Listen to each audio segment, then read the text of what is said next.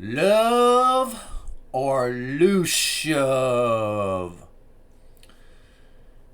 In Sunday school, we were taught God is love. Yet this same God, this Bible thumper generator, demands endless war and asks us for seemingly endless loosh harvests. As I lay in the warm, salty Stono River today, I could actually feel the love of the original creator that I call Christ Sophia.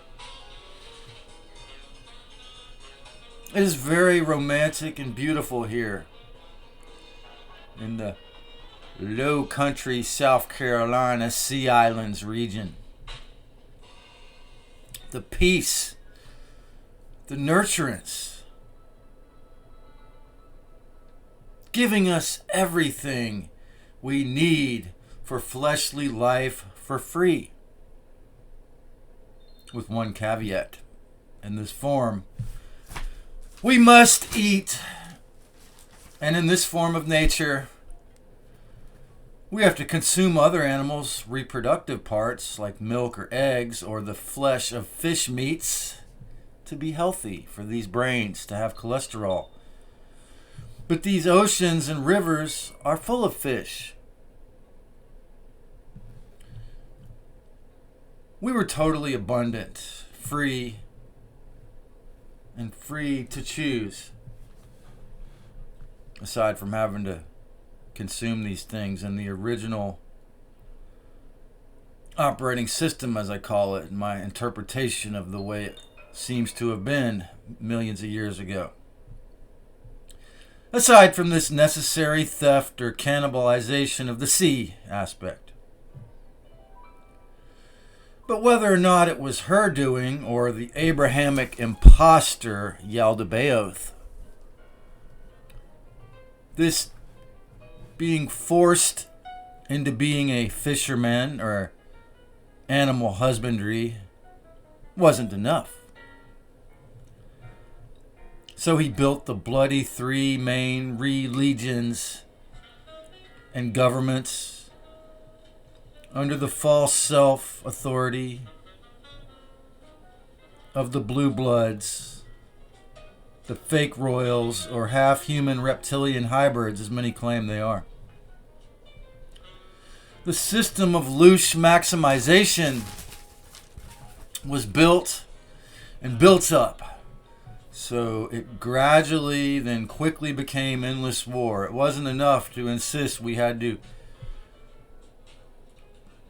keep these other animals in cages and take their eggs and milk, and even catch fish and cut their heads off and eat them. They had to get us to do that to our own, our own species, and chattel slavery is what it was called. And I was born about 10 miles down the road from here, very close to where they brought melanin rich, dark-skinned people to be whipped, chained slaves in the field of plantations, very close to this actual physical location I'm in now. And later, since they supposedly outlawed that, nowadays escalating financial slavery. And most folks just act like, oh, well, we have to just suck it up, butterfuck. With the rise of the cluster B pathologies, who, of course, are usually in charge of the corporations who have more rights in the U.S. corporation than humans, individuals. And they, of course, run the mainstream media and the really most popular video streaming and social media platforms. On top of all the secret societies, ritual child abuse, and hebephilia, or obsessively graping, adolescents, obeying the lust of the animal body.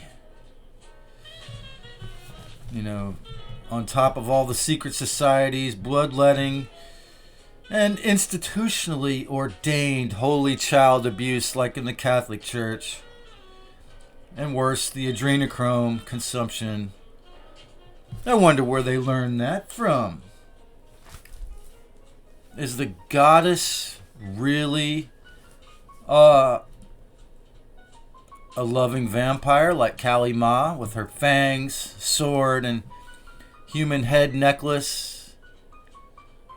Am I delusional to say, before the horrific invention or trying to do it alone, according to the Gnostic story with the demiurge, that she was peaceful and respectful and is a loving creator?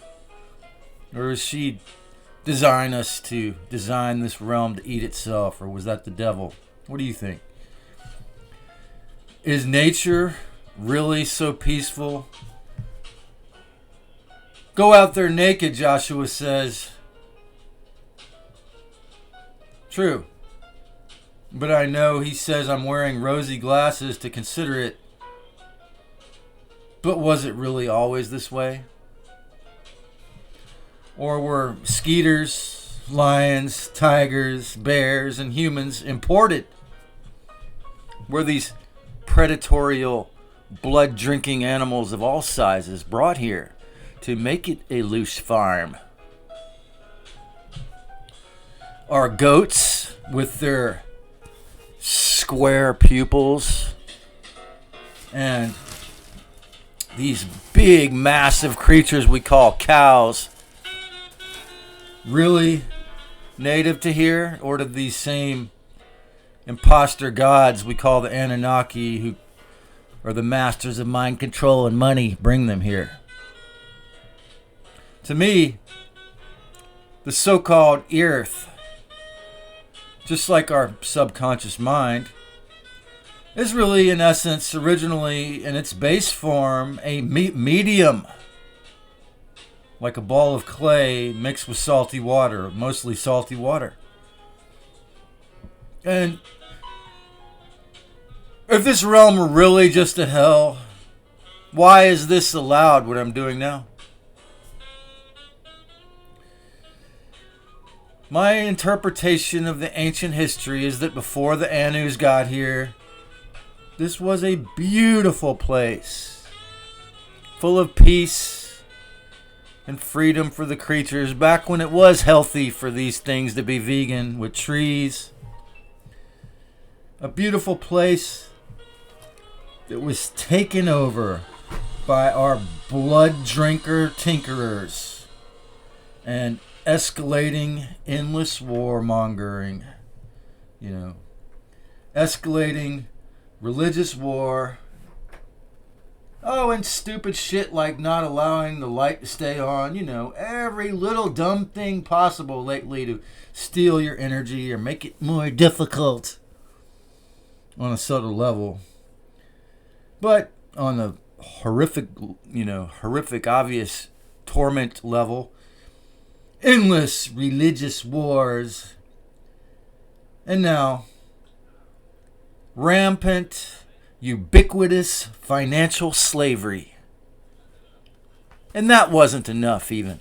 No, they had to finish us off with the digital technocracy takeover plans and all that surveillance, the flock cameras and the chemtrails or geoengineering and Lockheed. Oh yeah, it's gotta, because they know I'm recording a video. They gotta put a fucking advertisement in there where there wouldn't be one if I was just listening to this.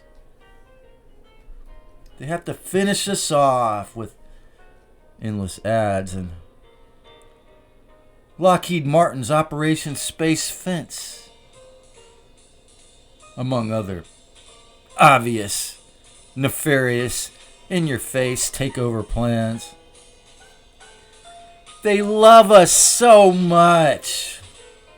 For many of us, the recent knowledge of the afterlife memory wipe, most of us learned about on the internet, unless you read Bob Monroe's book decades before that, revealed the lovelessness of these beings.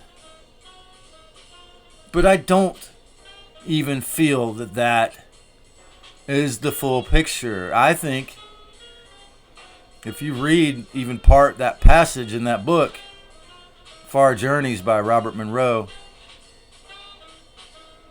he was having a conversation with the fucking devil, and they wanted, he was already working with the CIA, and they wanted the devil, the entities he was speaking with, someone somewhere doing something, wanted us to think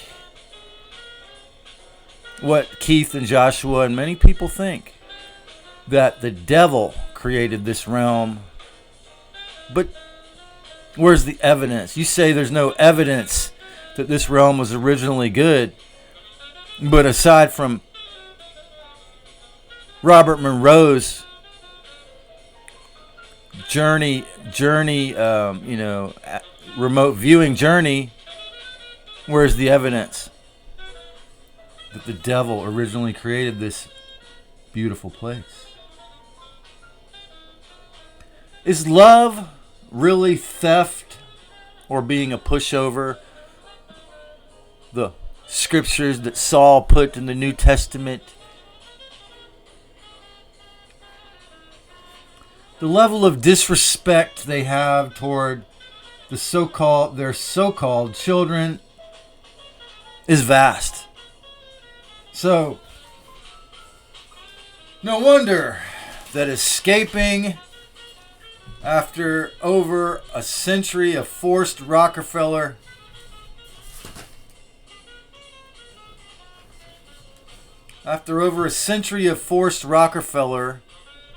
schooling and allopathy here in the U.S., we've seen the rise of folks who think of their children as extensions of themselves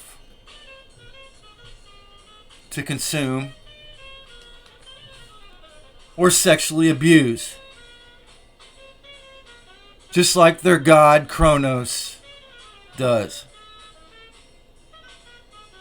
In these forms, we might need to eat eggs, milk, or fish for healthy human brains.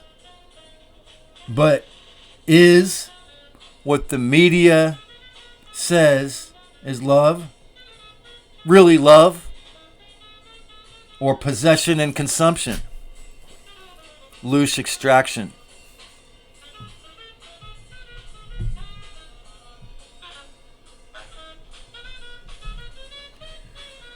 Loosh extraction by powerful imposter gods using our bodies once again for energy extraction. Growing up with my Pisces moon sign, as I said in one of my first videos, I was brainwashed by Motown songs, among many other pop tunes, in the mainstream media, run by the Illuminati, to think love is obsession, a craving, overwhelm, an addiction to that individual and their sexy body or mind. Yet this is animal body sensations.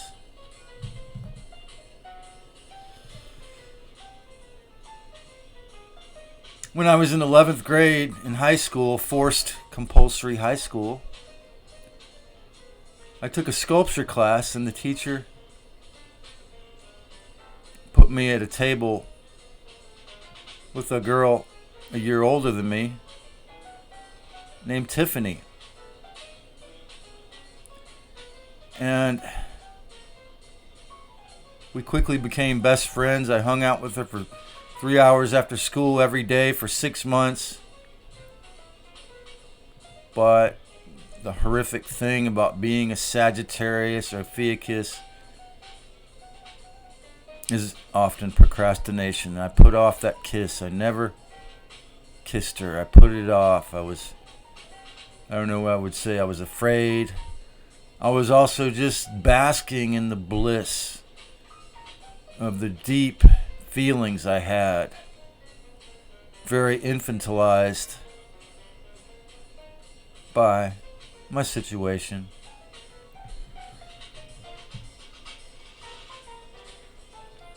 Until she kissed and had sex with this other guy who was a little bit older, worked in a restaurant.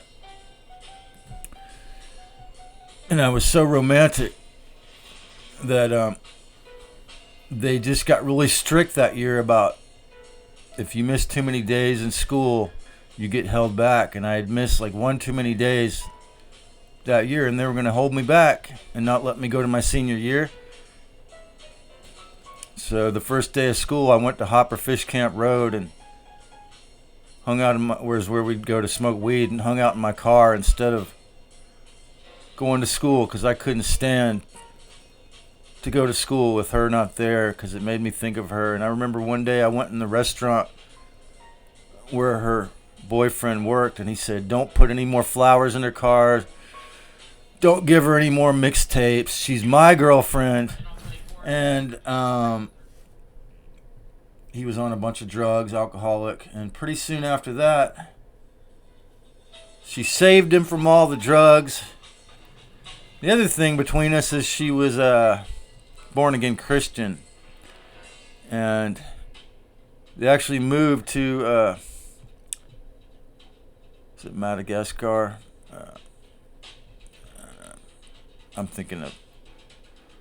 I'm not going to think of the name of the place they moved on a Christian missionary. They became Christian missionaries overseas, and I don't know, they had like 6 kids. I don't know how many kids of their own, and raised 10 kids.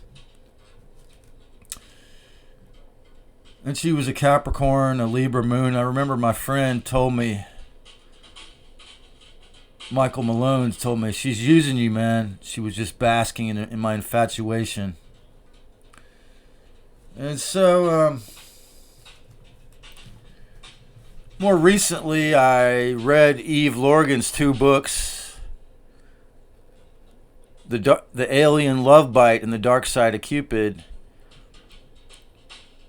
And it took me 7 years to get over that, because I thought she was my one and only soulmate. I believed in that program of soulmates. It took me 7 years to forgive myself. It wasn't until I was 25 or whatever that I could consider liking somebody else, because I liked her so much. And in Eve Lorgan's book, she corroborates and has plenty of factual and evidential stories. A lot of them in that book were from military families, but also other folks, to where that feeling of being head over heels in love, just totally infatuated out the wazooski, totally obsessively devoted to someone, especially when they're not appropriate for you in whatever way. In this case, perhaps being that she was a Bible thumper kind of type. As evidence of the alien love bite phenomenon, where the fucking archons and Eve's a Christian too, but the archons, the false self-gods, love to give us these infatuations that or obsessive feelings for the wrong person, for us, or someone that they, basically the books are about how they set up relationships in this place to cause tremendous trauma, harm, and extract our energy, massive amounts of loosh. And a lot of folks have said that sex, love, marriage, and having kids just extracts the most loosh. Right when I got to Santa Cruz, I made friends with the older man, David R. Bliss, and met him at the soup kitchen. We sit in his van and smoke weed and talk about expansive ideas. And he was the first person in my existence that was into phonetics, the whole Chiron last kind of thing, breaking down the phonetics of words, etymology.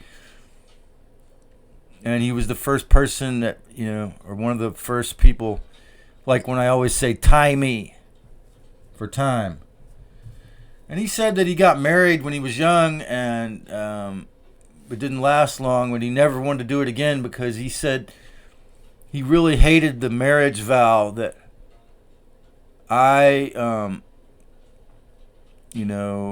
give up loving anyone else. I forgot how it goes, but if anyone remembers how that vow goes, put it in the comments. I will not love anyone else except this. In other words, because he shared a lot of brotherly love, like taking care of everyone as much as he could.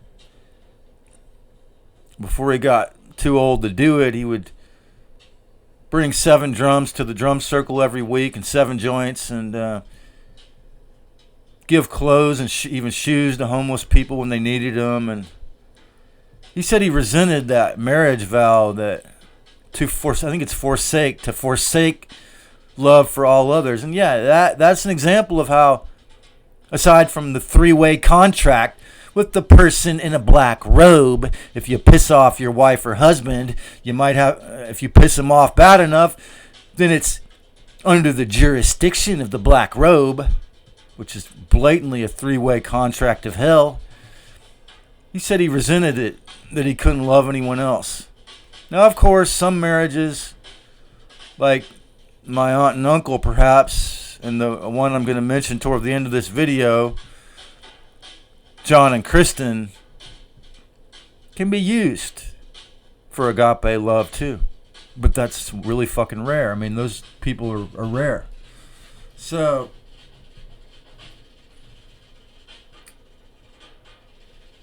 yet, later I learned another idea, first from a book I found on the sidewalk in Santa Cruz, in West Santa Cruz, called Way of the Superior Man by David Deida.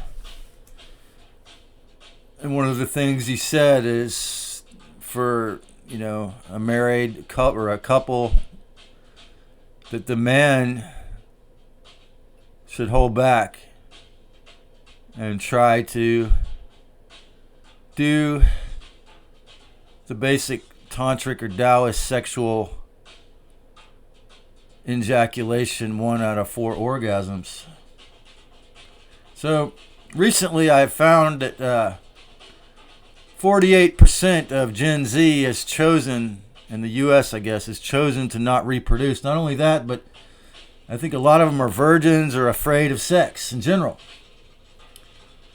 Like I saw a cute 30-something-year-old woman today by the Publix in Johns Island, and I said hi or smiled at her, and she kind of gave me an evil look, and I said, well, I feel you, because I don't want to bring children into this realm either, if that's why you're frowning at me.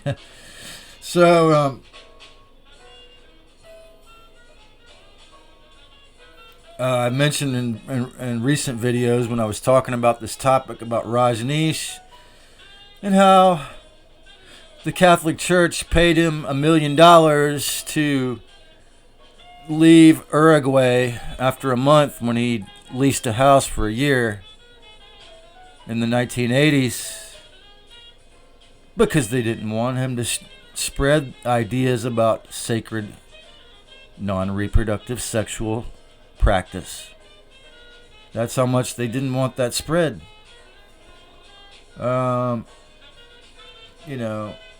I'm sure that the devil really hates Tilopa, Naropa, Marpa, and Chagyam Trumpa for sharing these kind of ideas, because Taoist or Tibetan, Buddhist or tantric sexual practice really changes the game, inverts the inversion of extraction systems. It can help you build your own energy. And you know what? I think it might actually be plausibly or possibly a way to generate energy to get ready to get the fuck off the wheel of samsara. As I mentioned in Joshua's live stream last night about the Tibetan rainbow body and the enlightened lamas that their bodies shrivel up into a jewel form after their essence leaves. So all that being said, I'm not certain about that. I'm not saying I know. I'm just saying it might be a key, a hidden key.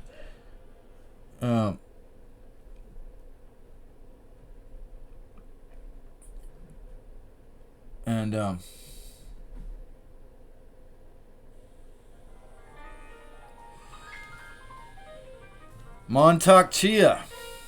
Montauk Chia is a guy who talks about this topic from Thailand, who was raised by a Christian minister in Thailand, so he kind of comes across as a,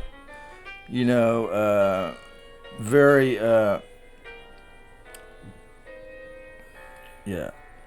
zealous, but look how young he seems for his age. The thing about this is, especially if you don't have a girlfriend or a wife,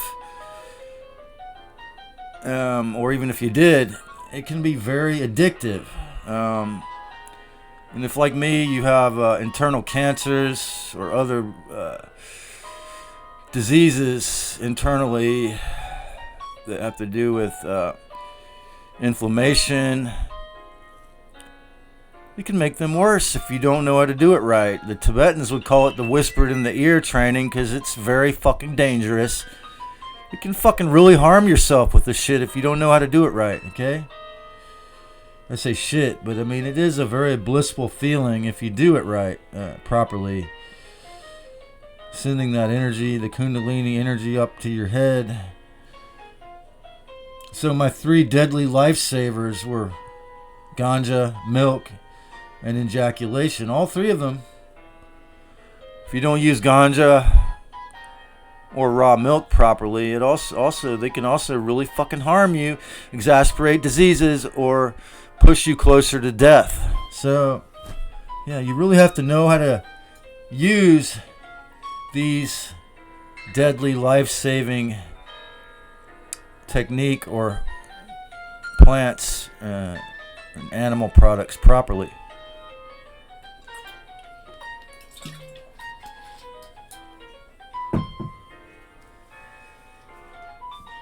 Now, in addition, after being begged for 3 years to accept it, now that the reason why I finally did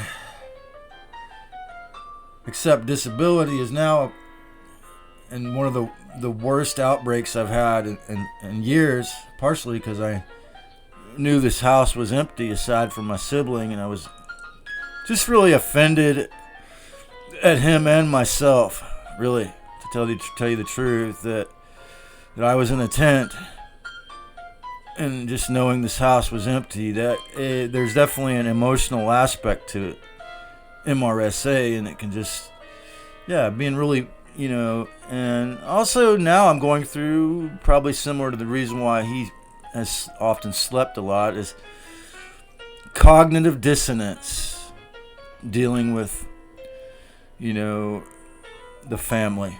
So, kind of makes me sleepy. But,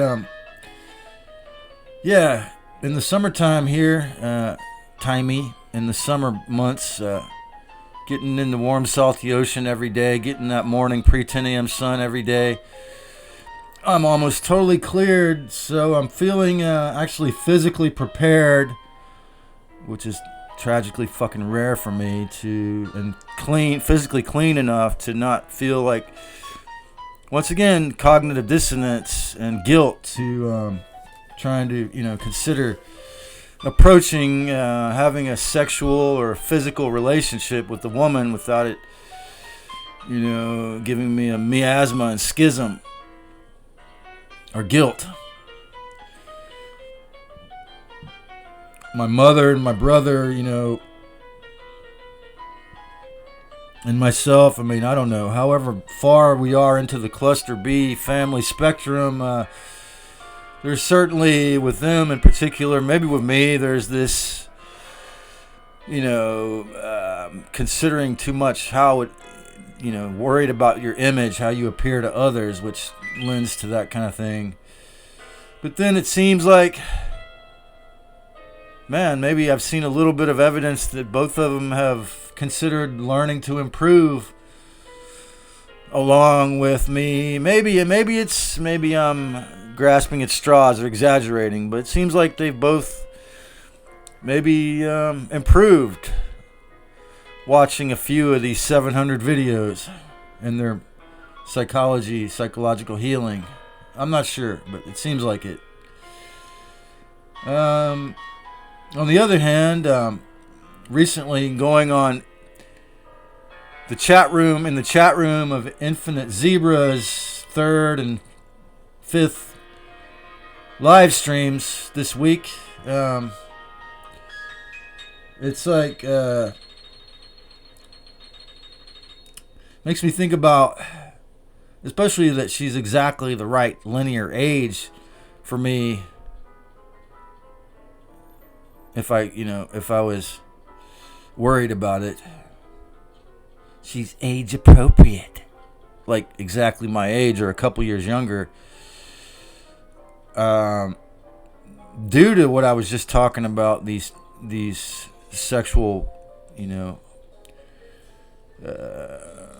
practice, retention, holding back, learning to hold it. Which, can make my cancer worse, but it also not only got rid of that obsessive Motown inspired thinking about, a woman's going to save my life, but it pushed it to the opposite extreme of thinking I don't, like an antinatalist, like I don't have any desire for that. But with her, it's like I feel a non-sexual, or platonic, just because I've only seen her face and it's only been online. So I don't have any gauge of if either of us would have any physical attraction. I mean, I don't really care what her body looks like, honestly. Like, if she was open to it, I probably would say I was attracted to her. Just because I think she has a beautiful spirit, essence, and face. And I like a beautiful face, yeah. But it's kind of funny. It's like, is a non-sexual, platonic, healthy love online, heterosexual love in 2D with just faces possible? Well, I mean, in some way it is. And this is why, especially if we're still wounded, folks like her and me and Joshua, we really appreciate the feedback. We really appreciate it if you chime in on the comments, or, eventually I'm going to do a live stream, a StreamYard. It's just that having to use my cell phone, it sounds like shit, and I've got to figure out another streaming service, or, use a cabled internet and all to get it. I got to get it working properly. I don't want it to sound like shit, but antinatalism and sacred sex. Okay, so all that I was just saying there, if you really consider it, what are the usages of having sex besides reproducing? Usages of sacred sex besides to bring someone into this hellish existence of suffering as it is now. Well, it can bring inspiration, a lot of internal energy. Again, like I say, it can be a very addictive, blissed out, fun, extremely fun thing to do. But yeah, if it's not a divine sacred hierogamy and you've got the wrong partner, it could make it much worse, because then you're addicted. Then you're addicted to that sexuality with that person who abuses you. It can be really fucking bad. But as the Eastern folks also call this cultivation of your energy cultivation or saving or building the energy circuit of the yin yang, can really add to your creativity, like even songwriting or art or any kind of creative efforts. And as I promised in the beginning, I made reference to that. I have known a very fucking few, but there has been couples that I've come across who were able to share, to use their sacred divine marriage, which is, when I say that, meaning they actually have respect for each other. It's not an alien love bite with John and Kristen. The YouTube inspired, in all capital letters, inspired channel on YouTube. And they're able to serve the awakening. They're able to help us. They talk about the soul trick. They talk about escaping the wheel of Samsara. And a couple years ago, they just got their farm in Tennessee. They've got dairy goats, chickens. And they're really doing, in my opinion, they're really doing their part to help this world and to awaken their community. Yeah, they're slick capitalists selling gold and silver and the frequency device that's supposed to give your house good energy. But yeah, it's very fucking rare that a channel that big is on the side of truth and freedom, and I think they are, and they prove to me that it's possible to do this. It's very fucking rare, though, I'm telling you, to use your marriage for service to the broader population, making peace with the realm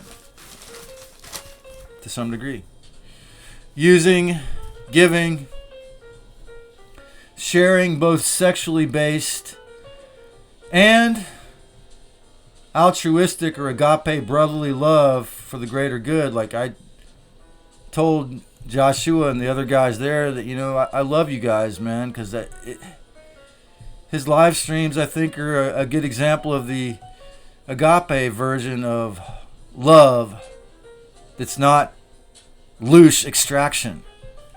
It is possible also in a non-sexual way to actually share, give, and be a part of actual, true, altruistic, brotherly and sisterly, platonic, agape love. It's actually possible, and I'm really thankful for Joshua for that. Brotherly love for the greater good. The bigger picture.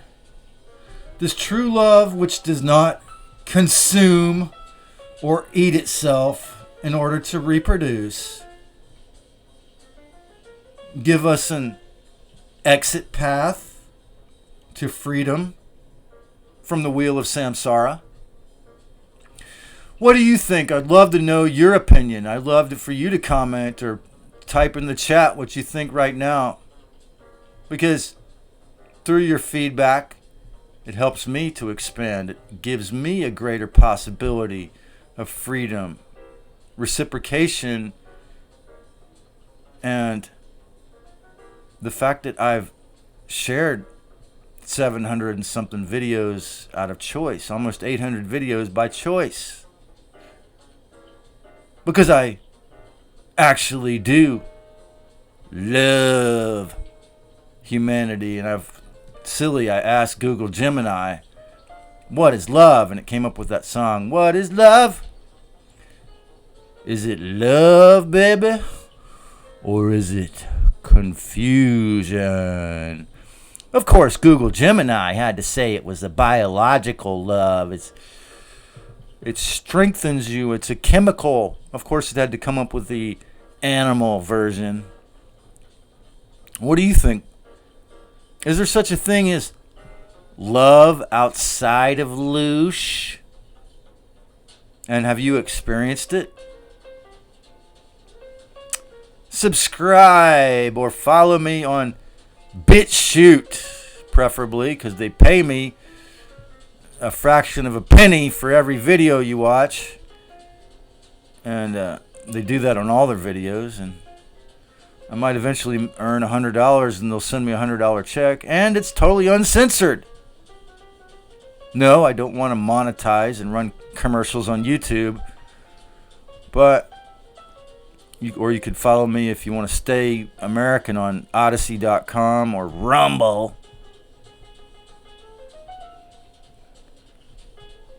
I personally think there is love outside of the soul-sucking matrix loosh farm. But it takes cultivation, self-respect, discernment, discipline, true love for yourself to even begin to access it. Because otherwise you're going to have to get back to work, or get back to your sick narcissist relationship, or if you're on disability, get back to being crazy or feeding your physical disease.